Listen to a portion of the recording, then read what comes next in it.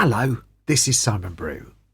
I'm the editor of Film Stories magazine, and a very warm welcome to a very special episode of the Film Stories podcast. Come with me.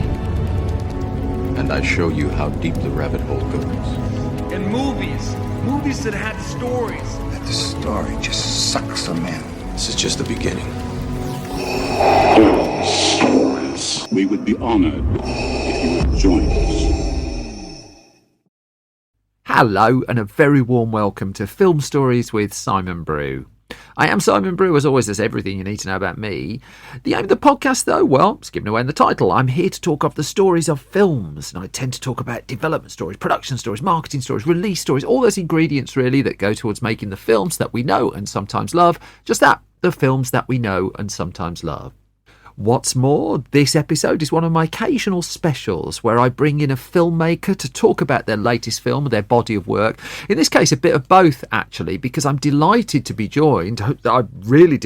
joined by Jennifer Lee, who is the Chief Creative Officer of Walt Disney Animation Studios. Now, she was on a press tour for the new animated movie, which is called Wish, which she has co-written and executive produced. That's directed by Chris Buck and Fawn Veerasunathan. And Jennifer Lee's background is, first of all, as a writer on Wreck-It Ralph. Then she wrote and co-directed Frozen and Frozen 2 before taking on her new role at Disney. And what you're going to hear over the course of the conversation is some talk about Wish, some talk about her own career and her own journey, and also a couple of other things just to set up. So I open by remarking that co-director Chris Buck has a bit of a habit for including something in some of his films. I will let you discover what that is. So it refers to Chris Buck's previous movies, Tarzan and Frozen. Ordinarily, I'd spoiler flag it, but it's something that happens at the start of each one of these movies. The co-director who I mentioned is we come to at the end of the chat is Fawn Veerasunathan. I also touch on the 2012 short film Paperman that Disney did, directed by John Cares, scored by Christoph Beck. And the reason I touch upon that, which I don't really explain in the conversation, is it was Disney trying out a marriage of CG and 2D animation in the same frame, which I think is a delightful short film, but it does come up, and that's the context really for it. And finally, two more things. Vanellope is a character in Wreck-It Ralph, a character that I really, really adore, and of course Jennifer Lee co-wrote that film. And then I briefly mention a man called Joe Roth, who was heading up Walt Disney Studios in the 1990s, but was and is a filmmaker. So he'd been directing films, then he took the top job, and then as soon as he was out of the executive suite, he was straight back on a movie set directing the film America's Sweethearts. So that's kind of all the bits you need to set it all up. What I'm going to do is I'm going to play you a bit from the trailer of Disney's Wish, which is released right as this podcast is coming out. And then the other side of that, you'll hear my conversation with Jennifer Lee. 3, 2, 1. Asha! I'm here. Whew, just 1 second. Let me catch my breath. Once upon a time stood Rosas, the most magical kingdom, founded by a king with the power to grant wishes. You are their handsomest, most beloved king. You're right. I am a handsome king. I'm so nervous I think I'm going to explode. My best friend, the king's apprentice. My mouth drooping? I feel like it's drooping. Asha, come with me. The wishes of Rosas. Whoa. People give their wishes to me, and I grant the wishes I am sure are good for Rosas. Some of these will never be granted. Not some, most. They deserve more than... I decide. What everyone deserves. So I look up at the stars to guide me. I wish. And throw caution to every warning sign. Oh, you spoil us with your magic. I didn't do it. What? So that was a clip from Disney's Wish, and I'm delighted to be joined by the overlord of Walt Disney Animation Studios. It's co-writer, executive, everything by the looks of it. It's Jennifer Lee. Hello. Hello, how are you? I'm all right, thank you very much. Now, we're here to talk ostensibly about Wish, or as I like to call it, co-director Chris Buck kills a parent for a third time on screen. which I think should be acknowledged very much up front. The man is a But it serial was the killer. father this time, at least. But it's still a parent, isn't it? I mean, the man needs locking up, as far as I'm concerned. But that's fine. So this is the fourth time that I've interviewed you. Across 4 different stages of your career, because I came around, my visit to Disney was around Wreck-It Ralph, and they just introduced you as, oh, by the way, here's the writer. It was just like, writers, I've heard of them, I quite like those. Next time I saw you, you were about to release Frozen, and looked vaguely terrified and just like a very strange. Then you'd won an Oscar and were a billionaire after Frozen. Well, I wasn't a billionaire. I understand. Okay. That's what I wrote. Let's just clarify. It's on Wikipedia. And now I find you in a completely different place as well. I just wondered, I mean, it's an incredible journey over 10, 11, 12 years, really. And that's even before, consider the before. I mean, can you reflect on that just a little bit? I mean, just going back to the writer on Wreck-It Ralph, who... was just quickly introduced to journalists to here. I mean, now you make me realize why I'm so tired. Well, I'm kidding. I don't know how you do it. I don't know how you do it. But there's a human being at the heart of that. I'm always really conscious of that. And what is that human journey? I mean, how do you kind of reconcile it? How do you compute it? Well, I think the good news is, just getting the opportunity to write at Disney. I was only supposed to be there for 8 weeks on Wreck-It Ralph, and they kept extending my option, and then that led to Frozen.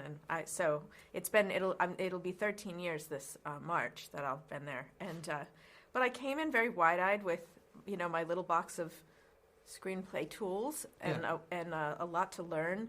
And I feel like I grew up in the story room on Wreck-It Ralph with incredible, talented people who challenged every word I said and wrote, and which is what we do on these films. And I think that led to Frozen. And in so many ways, I didn't know what I was getting into. I just knew that I loved it every day. Yeah. So when Ralph was released, that was fun. And I just remember going to the theater and watching people. And taking it all in. And then with Frozen, I think we had no idea what would happen. So I was safely just growing in that process too. And then I think the story room became my home. That's how I think I would often be asked to come in and help problem solve. And I think that led to Zootopia and beyond. And so it eventually led to this role because I really thrived in the story room and could sort of pull sort of the best of the ideas out and find ways that they could connect. And I think that skill is really, in all the things that have led me to this role, I try to say why, and I realize it's probably that.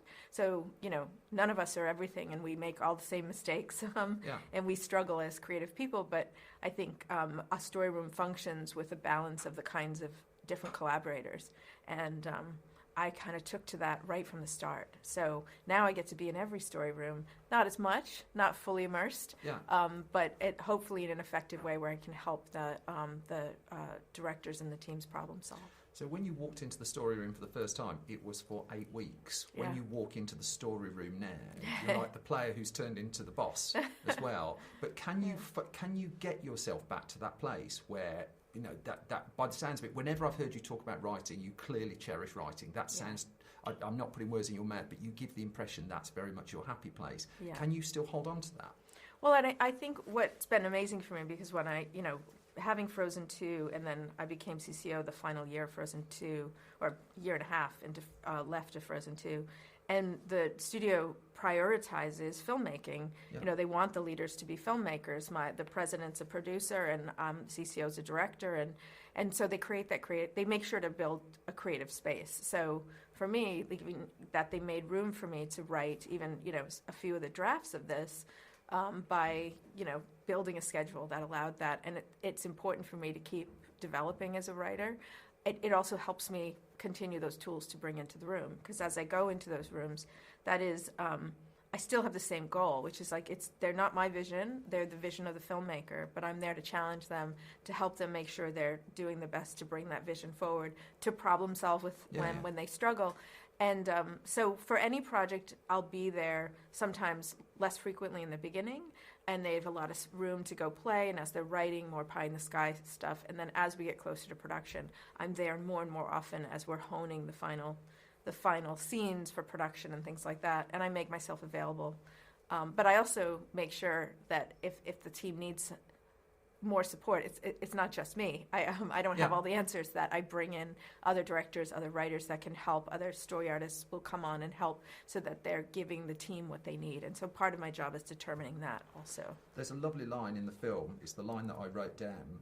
Introverts deserve sanctuary, which just came right out. And the process sometimes I hear described within Disney.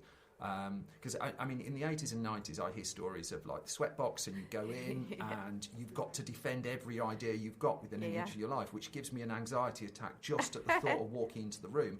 By the sounds of it, the culture of it's a little bit different there. That by you saying you don't have all the answers, whereas in the past the perception's been the person at the top has to have all the answers. Is that something that organically you just brought in from the start? Or was the shift sort of happening? It's an interesting question. I think dynamics of rooms change. And one thing about all our rooms is they're far more diverse now. So we have very different kinds of points of view and voices, and that tends to challenge us in the right ways and in enough ways, I think. And I'm always one that says the more different points of view you have, the more you can sort of find the right point of view for what you're trying to say.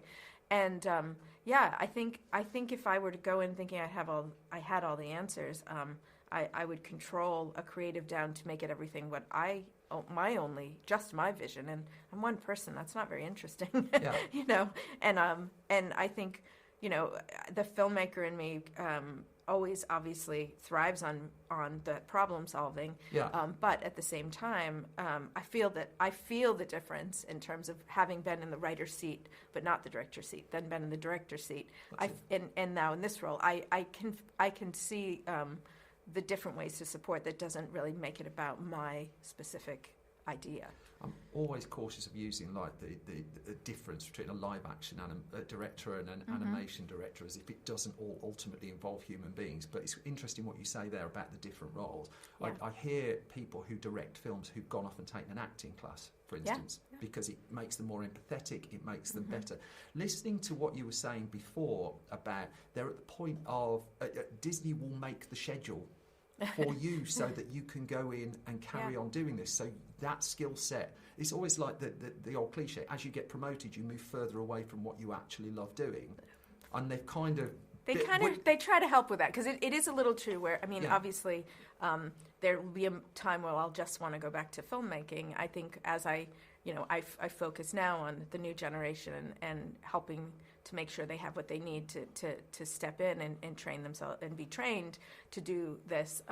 There's a moment too where I think CCOs run their course because they do bring one vision over and over again. So I think having filmmaking be something that's always going to be there for me, and that I'm continuing to keep those chops going, I'm really grateful for, because I think it's important. So do you get your, I think it was Joe Roth, wasn't it, who headed up, and then he went, America's Sweethearts, I think it was the film he was desperate to make. Do you know what your America's Sweethearts is yet? I don't know. I'm glad you brought up the issue of representation, because I've got a bone to pick with you. Because as an underrepresented, middle-aged, boring white man, I was thrilled I've been a Disney addict a long time. I'm thrilled to see a character called Simon for the first time. This has never happened.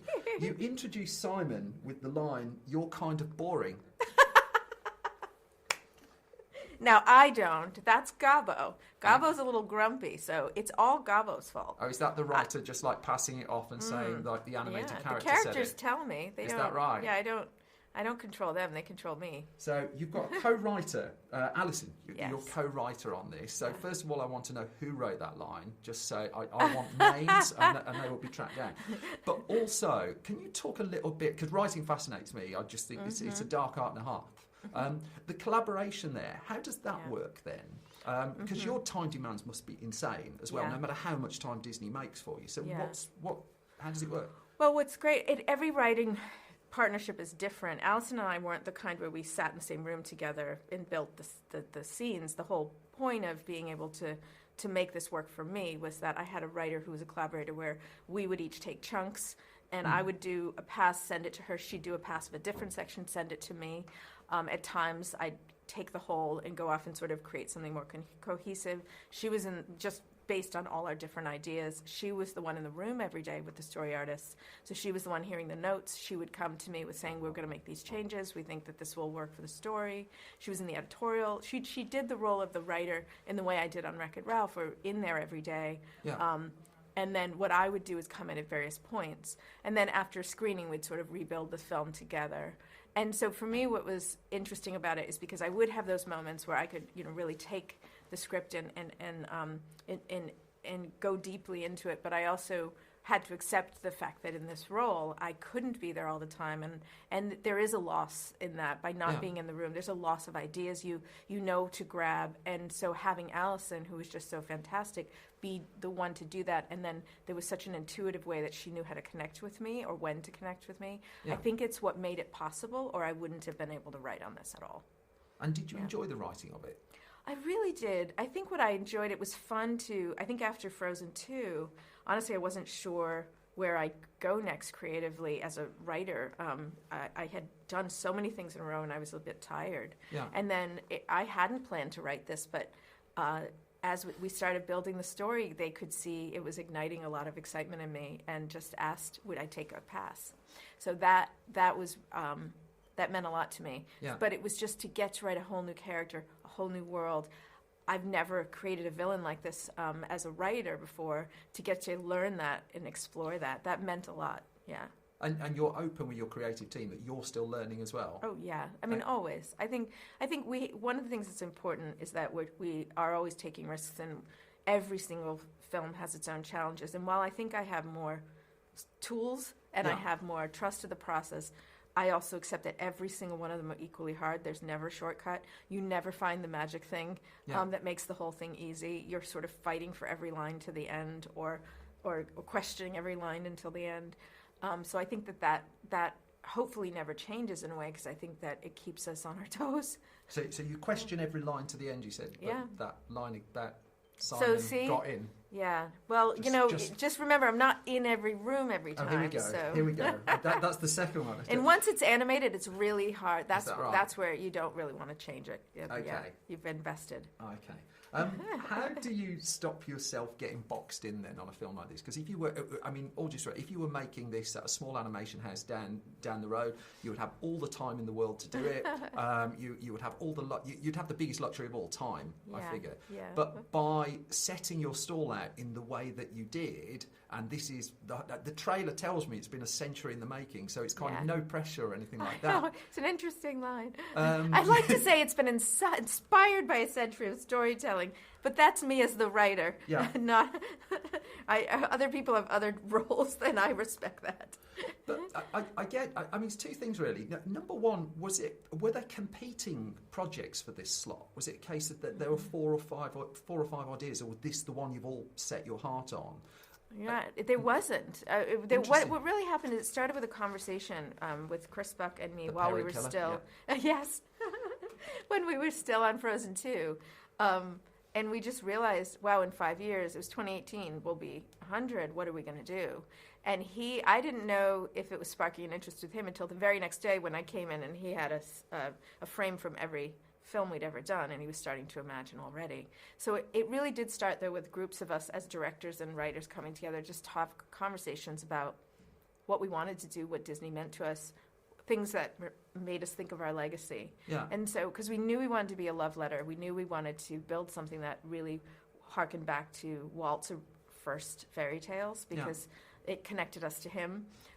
Not just visually, but also in the sense of it being that pure fairy tale structure, the kings and queens and royal setting. But we wanted to do something also completely original, and that was the challenge. So we started with these conversations that were very wishing, and then in that we discovered one of the most common motifs through Disney is the concept of wishing on stars, and saying, it's such an interesting thing about humanity and wishes that drive our hearts and how they change the world, and how messy it is actually with something that seems so simple. And that's when I got very excited to see, I could see you building a fairy tale out of that concept. And so had Disney's most successful film been Black Cauldron, yes, this right. would have been a very, very different film. That's very funny. It wasn't even on the crawl at the end. I was looking for it. It's just like, I think Meet the Robinsons was missing. I love Meet the Robinsons. So, I mean, once you've decided you're going down that path and you're doing, I mean, I'm just conscious of the time pressure on it because you said 5 years, right? And that's usually what it takes us. So we basically felt like we were already late to it. So there are lots of tools also now that could have cut that 5-year process down. And it looks to me like you've resisted it and you've gone the long way round. Can you just tell us about the decision making there, about why you've decided to do it this way? Well, the interesting thing about us, when we think of, like, we say on average it's 5 years, 3.5 of that is purely creating. Screenplays, rewrites, boarding, reboarding, getting casting, working with the actors multiple times before we're even committing to production. Yeah. The production process is anywhere from 16 to months to 2 years. And what was interesting on this film is because we wanted to do this connection to the watercolor style, to the true artist's vision, to transport us into a storybook, but we wanted to do it with the most contemporary and most cutting-edge technology. We hadn't fully figured out how to bridge those for a long-form feature. We had done some shorts where we were playing in that world. Yeah. And so that challenge we set 5 years ago, though. So we knew it would take time. And that's a big part of us, too, is we talk about not rushing. We are innovating, but we want to be innovating by trying to achieve an artistic goal. Yeah. As much as I know our technologists work on efficiencies all the time, for us, that critical combination of the animator, Yeah. and all the folks that build every scene, all the way from layout all the way through lighting, those people are the most important thing. So that part of the process, we're going to hold tight to our process. So I walked out of a screening of Paperman, which was what, 2011-ish, off the top of my head, somewhere around that. It was 12. Yeah, 2012. I know I was. Yeah, it was. 2000. I think it was 2012. I think it might have been 2012. And I remember asking someone at Disney after that, why can't you do that to a feature length? Why can't you adopt that style to a feature length? And I was just told there's no company on earth that could afford to do it. At the time. Isn't that amazing, though? Yeah. I mean, that's right. only 11 years. I right. got the dates completed. Yeah. But 5 years ago, was this possible? No, I mean, one of the things you could do is you look at something like a Spider-Verse where you're putting a look on top of a CG. Now, that kind of technology we were growing and you could do. What we were really trying to accomplish was that when we talk about the watercolor style, the textures, the line art, that it's integrated into every layer of the production. I mean, of the frame, every layer of the frame, and it's immersive, so you can actually move through it. It's not just a like sort of a I would say it's not like wallpaper on top of something. It's fully integrated in everything, so we could be as immersive as we could in CG. That's what made it difficult, because Paperman was actually much more where you put a look, and that we were able to accomplish. But as we got deeper into wanting to be as visceral as CG allows you to be, but be as sort of I love artistic and stylistic as we could be with an artist's vision and brushstroke.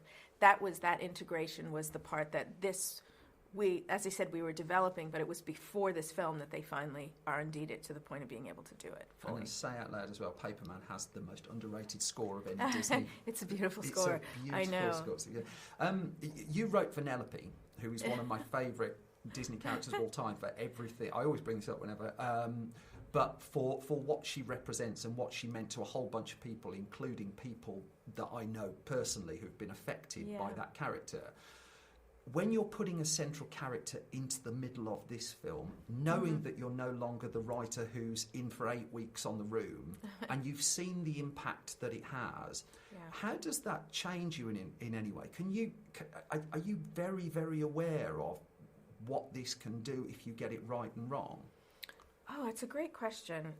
I'd like to say I am, and I don't think I am. And what I mean by that is I think that I personally get overwhelmed with the concept of what we say creating a character from outside in, meaning starting to think of that external effect they'd have, or a checklist of things you want of them. And it takes me a while to find the character, and I tend to find it, as I say, from inside out, from certain ambitions and qualities and desires and vulnerabilities. And And in doing that, as they take shape and as the actors join and they grow the character and as board artists contribute and grow the character, they start to become less someone that I'm even creating and someone that I'm just supporting. Yeah. And so that process to me is so unpredictable, intimate, and messy that I think if I could pretend that there was some great grand awareness of how it could resonate in the world, that would be great. But that isn't, I can't claim that at all for any of these characters. It really is something much messier. Now, there are moments where you start getting excited as you're hearing people getting excited about the character or saying, ooh, it feels this way, she makes me feel that way. You start to understand her more deeply. Yeah. But it is interesting because to me, the process of getting to work with these characters is that they do have this very messy sort of beginning, and then you start to feel their voice very clearly, and then it becomes sort of theirs and not yours. And that's the thing that I don't know if it's like that all the time. It's like that in my process in animation. And so, having written before, I'd only go as far as the screenplay, and then you'd have the actor live action bring it there. But in animation, since you're building everything, every part of this character layer by layer, and they don't arrive as the full character till they're fully animated and lit and in production, there's this very different feeling where I think you have to understand them at some point better than your creative brain and more like a whole alive person, because you have to make choices for them that you're projecting. Yeah. Yeah.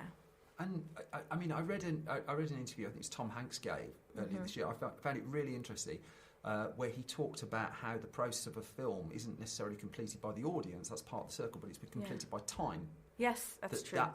And very thinking much about that, like, really made me look at what's the Back to the Future, thinking about it fourth dimensionally, if you like. And I look at something, say, A Wrinkle in Time, which was a film that didn't, I mean, in all honesty, didn't do an awful lot for me when I watched it. My daughter really liked it, but that's cool. I kind of figure, one for her, one for me, that's all right. She didn't like Con Air. I mean, who knew?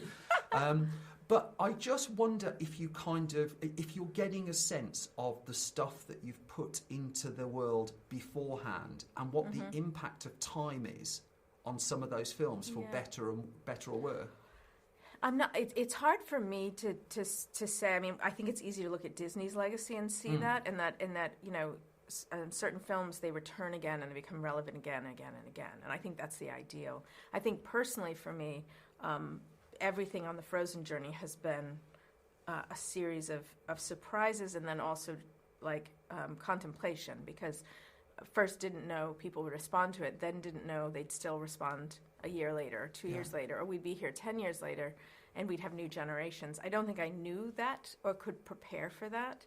And I think my relationship to these films evolves where I start to feel, they feel less and less your own over the years, and you start to feel that you learn more and more about them yourself. Yeah. The more they are out in the world. And that's quite profound, but also really something that, again, I've only been doing this for a little over a decade, as you said, that I'm still processing a lot of things for the first time. Yeah. I wrote in my review of Frozen, I'm really smug about this because I bet it's come true, that I felt it was the kind of film where people would walk up to the makers of it in 10 years' time and say, I'm sort of doing this because of Frozen, or Frozen was the one that got me. Has that happened? Yeah, that does happen. It happens every time I get to travel the world, and I think it's quite overwhelming. I went to, my kids have slightly grown up, and the terrifying thing about Frozen, the yin and yang of this, I blame this for you, I blame you for this as well, is it wasn't just the kids, it's every parent was word perfect. They were doing the bloody actions. I was just like, I utterly love Frozen, but you talked there about they start to feel less your own. I remember chatting to you just after that, and I think you said you were walking through Times Square, you'd gone back for Christmas, and everywhere you just heard the music. Yeah. And I just wonder, I mean, you're still the writer who was in that room for 8 weeks. Yeah, right. And I just wonder, what are the threads that you hold on to that are for you? Is it the character? Is there something, is there a line in there that's just, I don't even want to know what it is. I just wonder if there's something in there that you cherish that's yours. Yeah, I think there are a couple things. One thing is, and this is one thing I actually share with those of us who worked on the film, is a lot of the film that is the memories of the creation of it. So the memories of when a certain idea came forward, or the moment Josh improved, or the moment board artists drew the climax of the film, or a conversation with Bobby and Kristen that led to Let It Go. And so I know that I get to hold those no matter what. Like, those get to be something that keep it. It's almost like your personal connection. Yeah. But I think on the other side, there is something that I do get to have, which is I do have the ability to sit with these characters and know them very, very intimately. I know them very well. I know Anna and Elsa. I know what they would do. I know Olaf. I can hear Olaf in my head, and I'm not alone in that. I know I share that with my colleagues, but for me, there is a time where I can always sit, and when we're, improving things for the characters, I can always connect with them very clearly, and I don't take that for granted. And while it may not be exactly the Elsa for someone in the world that they've decided is Elsa, it's sort of where it comes back to the core of how I was able to write them. So I think I always have these moments where I can feel that very personal connection that I get to have to them. Yeah. And as I said, I don't take it for granted. It's almost like a piece, like getting to just like come home after a big chaotic day and sit with your family kind of feeling.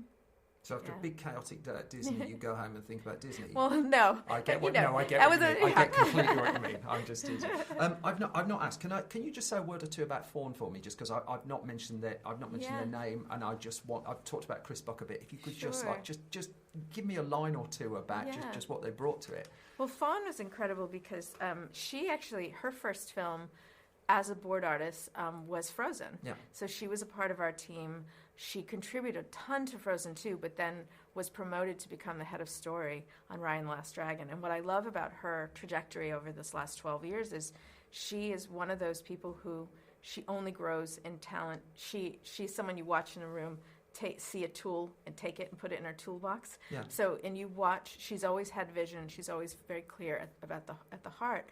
But what I saw in Raya also, and which is important in this role, is she's an incredible leader. And so that those things, and she is the next generation of filmmakers. And I remember the moment of asking her to do this because, there was a moment I was asked to step up and join Chris Buck on Frozen, and asking her to step up and join Chris Buck on this. It did feel a bit like a passing of the torch in a way. Yeah. I tell you what, Chris Buck knows which side his bread's buttered. Yeah. That's what I'm taking from that. Yeah. So he's kind of like... He's a lucky guy. No. The one other thing I wanted to touch on just with this film, and I think I'm nearly out of time, I think back to... I remember going to see... It's a film Paramount put out over here, and it was a Spanish rebadged animation, and it was just like just a half-term holiday filler. It was called Capture the Flag. And I mean, it's not an award-winning film or anything like that, but what it brought home to me was the rarity of film's willingness to capture the relationship between a grandchild and a grandparent, which Strange World, which I've got an enormous amount of time for, also captured. And you've got it here again. And this was scarce to me 10 years ago. This feels like a relatively new phenomenon that we're looking beyond just the initial primal relationships. Yeah. Can you just tell me the importance of that, of putting that relationship in the story? Well, I think in many ways, intuitively for us with this, it is the concept of that multi-generational families, which a lot of us grew up where we had our grandparents as an integral part of our upbringing. And as you said, it's not often celebrated or looked at, but it's very common. Yeah. And your grandparent lives in the home with you, and they raise you just as much. And often they're the ones there more, because your mom's working or dad's working. And so I think having that, there's something very beautiful about that, because I often feel like, especially as children get older and become teenagers, is, they might be complicated for their parents, but they certainly seem to have their purest love pretty clear and their listening skills pretty clear when it comes to their grandparent. There's a different kind of love. I think it is it's a beautiful, respectful love. And I loved, one of the moments in which I love so much is her commitment to his wish being granted. And when she sees his wish, her whole, everything changes about her, and it drives her completely. And it's that kind of familial love that I always love to celebrate. I'm pretty much out of time. Okay. I mean, by the time I interview you for the 5th time, I will no doubt be serving petrol or something like that again. I'll have gone full circle. Hopefully you keep putting stories like this out into the world. Jennifer Lee, thank you so much for your time. Thank you. It's great to talk to you, always. And that was Jennifer Lee talking to me about Disney's Wish, which is now playing in cinemas around the world. It's also the end of the podcast. I won't keep you waiting any longer. And so just to say thank you so much for listening and thank you for your time. If you want to hear more from me, you can find me on just about still on Twitter, also on Blue Sky at Simon Brew.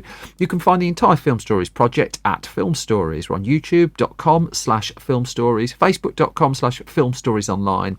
Our website is filmstories.co.uk. We update that every weekday with a lot of material, films, TV, games, reviews, features, all sorts of mayhem there. And if you go to store.filmstories.co.uk, you can find our print magazines, which are all for sale, Film Stories and Film Junior magazines. Very, very proud of those. But that's it for now. I will leave you in peace and go off and watch some more films for your regular episode of the podcast, which will follow soon. Until then, you all take care. Thank you for listening, and I will be back soon with another bunch of film stories. Take care. Bye-bye.